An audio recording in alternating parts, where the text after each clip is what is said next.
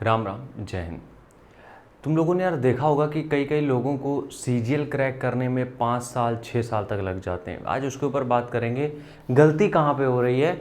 और जो मेरा एक्सपीरियंस रहा है उसके हिसाब से अगर हम बात करें तो क्या चीज़ें हम नहीं करते हैं जिससे हम 2 से 3 साल में या फिर पहले ही अटेम्प्ट में हम सीजीएल क्रैक कर सकते हैं। ठीक है, तो हमने इंटरव्यू देखे हैं बहुत सारे जिसमें कि वो लोग बताते हैं कि भैया हमें 5 साल लग गए एसएससी सीजीएल क्रैक करने में। अब देखो, कुछ पॉइंट के बारे में हम बात करेंगे। तो जो लोग भी बिगिनर हैं, फ्रेशर हैं, मतलब कि अभी उन्होंने एंटर की है अपनी इसकी जर्नी शुरू की है, अपनी जो भी सीजीएल की जर्नी है वो शुरू की है, अभी तैयारी के पहले फेस में, उनके ऊपर हम बात करेंगे। देखो, सबसे पहली बात यार है कि हमें समझनी पड़ेगी कि सीजीएल का जब एग्ज़ाम होता है वो उसकी तैयारी के पहले की एक तैयारी होती है। ये हम तुम लोगों को बता चुके हैं। तैयारी के पहले की तैयारी क्या होती है उसके बारे में बात करें अगर, तो थोड़ा सा बस समझ लेना। जैसे कि तुम स्टैंडर्ड एक बुक लिस्ट या स्टैंडर्ड टीचर के पास पहुंचते हो, ध्यान रखना, जितने भी तुम स्टैंडर्ड बुक या स्टैंडर्ड टीचर के पास पहुंचते हो जो कि तुम्हें सीजीएल को टारगेट करा रहे हैं, वो उनका कभी बेसिक से चीज़ें नहीं होती हैं यार।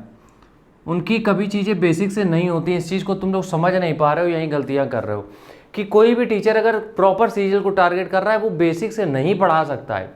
और ये टीचर की कोई ये नहीं है कि टीचर पढ़ाना नहीं चाहता, नहीं, उसकी मजबूरी है, क्योंकि बेसिक से नहीं हो सकता है सीजीएल क्रैक।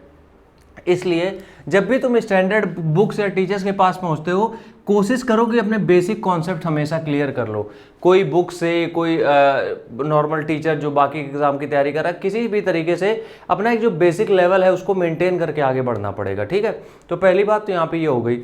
हम आते हैं टॉपिक पे अपने कि 5 साल कैसे लग जाते हैं एग्जाम को क्रैक करने में। सबसे पहला रीजन,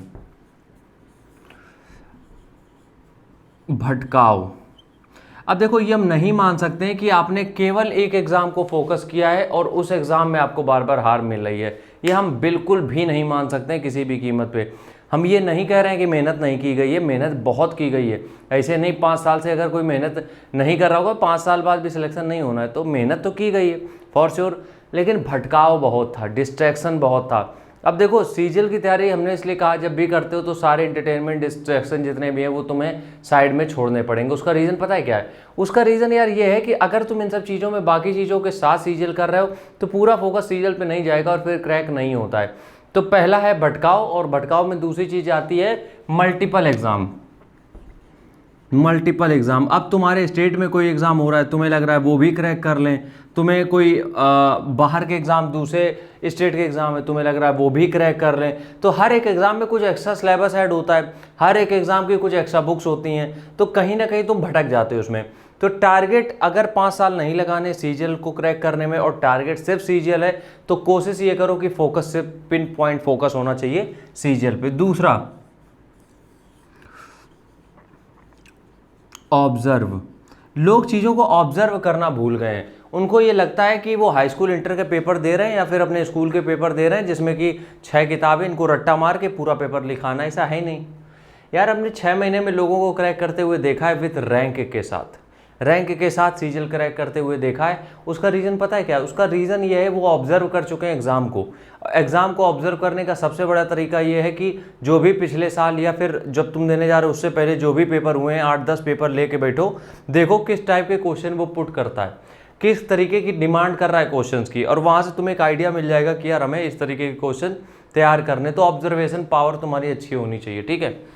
तीसरी चीज़, सिर्फ पढ़ाई से नहीं होगा, ये चीज़ मेन है, और इसके ऊपर अगर हम बात करें तो तुम लोगों को अभी हम बताते हैं।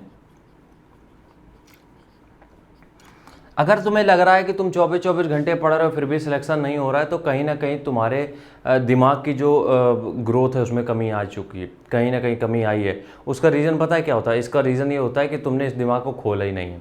अब यहाँ पे हम सीधी भाषा में अगर बात करें, तुम किताबें पढ़ रहे हो, किताबें तुम पढ़ रहे हो, तुम्हारे भेजे में घुस नहीं रही हैं। वो बहुत बार ऐसा होता है, बहुत लोगों के साथ ऐसा होता है, वो पूरी पूरी किताब याद कर जाते हैं लेकिन उनको पहले चैप्टर के ही क्वेश्चन नहीं याद रहते हैं। उसका रीज़न पता है क्या होता है? कि तुम किताब खोले बैठे हो लेकिन दिमाग कहीं और है। ये चीज़ें होती हैं। तब तुम्हें लगता तो है कि तुम 8 घंटे पढ़ रहे हो, लेकिन यकीन मानो तुम उसमें 80 मिनट भी नहीं पढ़े हो। क्यों?